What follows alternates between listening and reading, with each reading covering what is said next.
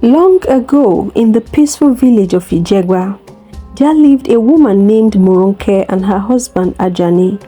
They were young and had married for love. Ajani was a simple farmer. He had no riches, only a piece of land from his late father and strong hands that worked from morning to night.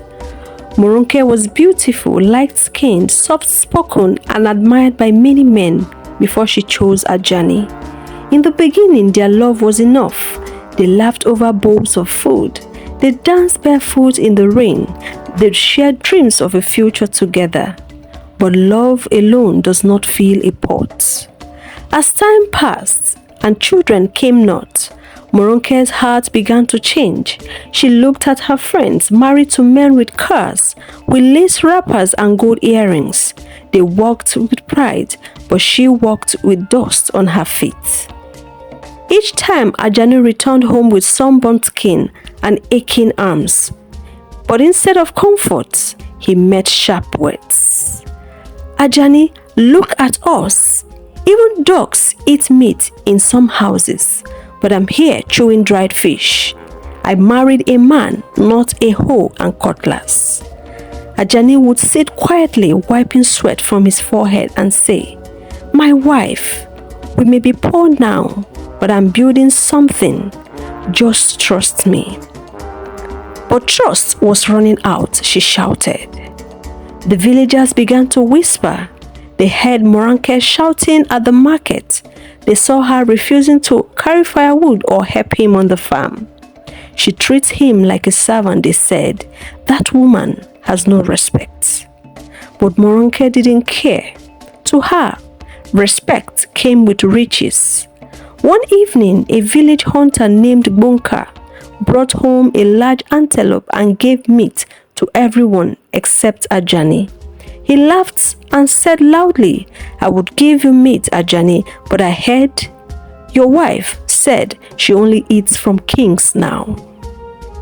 Laughter filled the air. Ajani said nothing, but inside his heart broke. Still, he walked harder. He planted new crops. He prayed every night. Then came Chief Olowu, a rich trader from the city. He arrived with servants, wagons, and silk umbrellas. When he saw Moronke at the river, her beauty struck him. You are too fine for this place, he told her. Come with me, be my wife. I'll give you gold, perfume, clothes, and servants. Moronke didn't blink. She returned home that night, packed her wrapper and beads, and left without saying goodbye. Ajani waited by the fire until midnight, but she never returned. The next morning, a little boy came running. Uncle Ajani, your wife is gone. She's riding in a chief's wagon. Ajani didn't chase her. He stood silently and tears rolled down his cheeks. Months passed. Ajani, heartbroken but determined, poured his pain into his farm. He grew more cassava, yams, and maize than ever before. A traveling merchant noticed his hard work and offered to partner with him. Year by year, Ajani's life changed. He began trading across villages. He bought land, employed other farmers, and even built a small factory to process palm oil. He no longer wore torn wrappers. He wore fine agbada, but he remained humble. At the market one day, Ajani met Temilade, a kind widow with a gentle smile. She was not loud, not proud, but full of peace. They married quietly. She treated him with honor and warmth. And for the first time in years, Ajani laughed again. Years later, Moronke returned to Ijegba. Chief Olowu had grown tired of her. His other wives mocked her, and when she fell ill, no one looked her way. She came back with nothing. No gold, no clothes, only shame. When she heard that Ajani was now the richest man in 5 villages, her heart sank.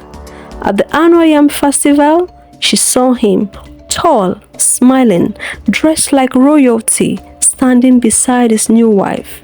She ran to him, dropped her knees, and cried out, "Ajani, I was a fool. Forgive me. Take me back." A hush fell over the crowd. Ajani looked at her for a long time. Then, with a calm voice, he said, "I forgive you long ago, but the door you closed is no longer open. The woman who stayed is the woman who shared my crown."